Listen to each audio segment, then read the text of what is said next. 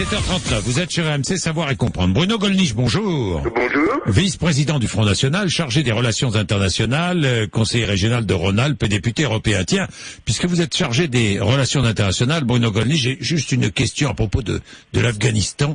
Est-ce qu'il faut quitter l'Afghanistan? Est-ce que les soldats français doivent quitter l'Afghanistan? Quelle est la position du Front National? Je pense que nous n'aurions jamais dû nous engager dans ce pays. On pouvait peut-être par un appui aérien ponctuel favoriser une faction au détriment d'une autre pour la prise de Kaboul, par exemple celle de feu le commandant Massoud. Mais on doit savoir, et on doit savoir depuis plus d'un siècle, que quand on va dans ce pays, nécessairement on s'enlise, surtout quand il s'agit d'une intervention de l'OTAN, c'est-à-dire de puissance occidentale qui relève du traité de l'Atlantique Nord, où il suffit de regarder une carte de géographie pour voir que l'Afghanistan n'est pas dans l'Atlantique Nord. S'il doit y avoir une intervention internationale en Afghanistan, elle devrait être le fait de contingents fournis par des pays musulmans. Dans le cadre de l'ONU. Nous prétendons à 10 000 kilomètres de nos frontières, n'est-ce pas, combattre les talibans. Nous sommes incapables de combattre les talibans à l'intérieur de nos frontières. Il y avait 1300 casseurs absolument incontrôlables. Ce sont des talibans pour vous, ces casseurs incontrôlables, Bruno Gollnisch? En tout cas, ce sont des gens qui portent atteinte à l'ordre public français, qui agressent les...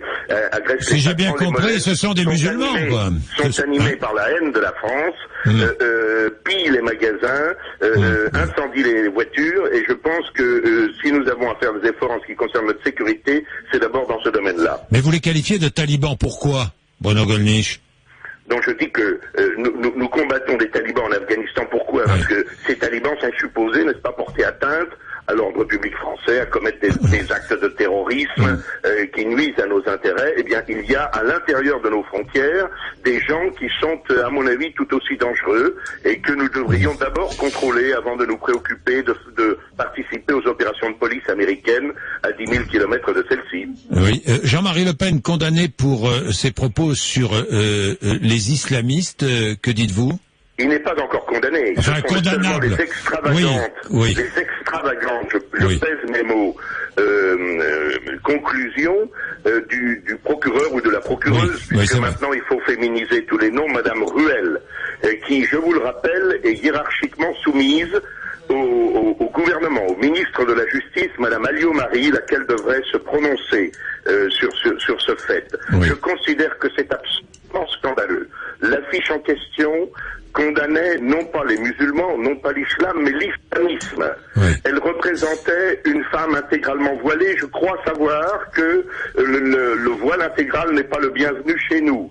Elle présentait une carte de France avec frappé du drapeau algérien. Ce sont des t-shirts qu'abordent des doubles nationaux franco-algérien, précisément à Marseille. Par conséquent, nous avons le droit, en France, de ne pas être d'accord avec l'islamisme, qui est la volonté, non pas de pratiquer le culte musulman, mais de nous imposer un code de vie qui s'inspire de l'islam le plus extrémiste. Nous avons le droit de le combattre politiquement, nous avons le droit d'exprimer notre mécontentement, et Madame Ruel a pris des réquisitions scandaleuses qui visent à déchoir de ses mandats un homme qui a été régulièrement élu par le peuple français. Je suis indigné de cela, je suis indigné, et je pense que le gouvernement devrait prendre ses responsabilités et que Madame Alliot-Marie devrait nous faire savoir si elle est bien en phase avec ces réquisitions de la procureuse Ruel. Bruno Gollnisch, le député UMP du Nord, Christian Van Est, se dit favorable à l'émergence d'une large droite incluant le Front National. Et Christian Van Est est favorable à des accords lors d'élections locales. Marine Le Pen dit non, absolument non. Que dites-vous? C'est en plein accord avec Jean-Marie Le Pen, avec notre bureau politique, qu'en 98, je vous le rappelle, nous avons fait élire dans les régions des conseillers régionaux RPR UDF à la présidence de ces régions, qui nous paraissait un moindre mal par rapport aux socialo-communistes. J'ai moi-même fait élire Charles Millon en Rhône-Alpes, nous avons fait élire Bord en Picardie, Soissons en Bourgogne, Blanc en Languedoc-Roussillon, Aran en région centre, oui. Sancy en Midi-Pyrénées. Qui s'est mis en travers? C'est Jacques Chirac lui-même. Ce sont les appareils de ces partis. Je pense par conséquent qu'il n'y a pas beaucoup à attendre des appareils de ces partis. Mais en revanche, des électeurs, et peut-être même d'un certain nombre de leurs élus, pourquoi pas? J'ai une certaine sympathie pour M. Vanès, qui a été persécuté judiciairement, là encore, de façon tout à fait scandaleuse, parce qu'il avait défendu la famille traditionnelle. Il a été accusé d'homophobie, jusqu'à ce que, comme moi, il bénéficie d'un rare arrêt de cassation sans renvoi, qui a été un camouflet justifié pour la scandaleuse condamnation. Donc vous êtes favorable, Bruno Gollnisch, vous êtes favorable à un rapprochement lors d'élections locales avec l'UMP? La Cour d'appel de Douai. Je suis pas favorable à un rapprochement avec l'UMP parce que je ne crois pas qu'il y ait grand chose à tirer de l'appareil de l'UMP. Oui. Mais je pense que l'UMP ne survivra pas à l'échec programmé de Nicolas Sarkozy. Je pense que l'UMP va éclater en plusieurs groupes. Certains seront tout à fait hostiles, certains de centre-gauche ou autres, tout à fait hostiles à une alliance avec le Front National. D'autres savent bien que leurs électeurs pensent la même chose que nous.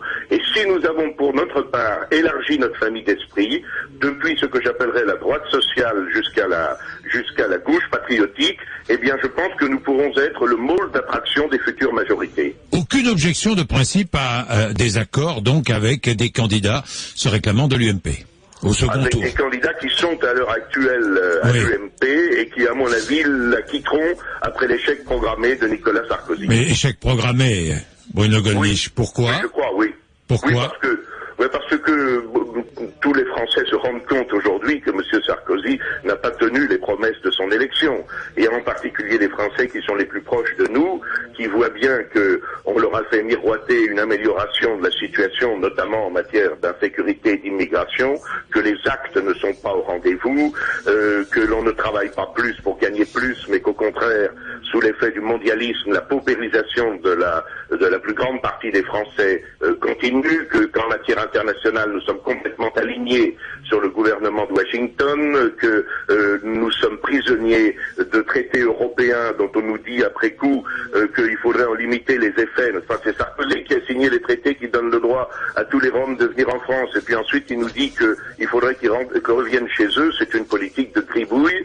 Et je pense que cet échec de Sarkozy est aujourd'hui patent. Et je suis persuadé que cet échec va survenir.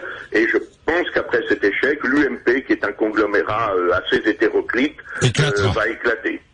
Merci Bruno Gollnisch, merci. Merci. 7h46, vous êtes sur RMC. Lorraine de Susbiel, la question.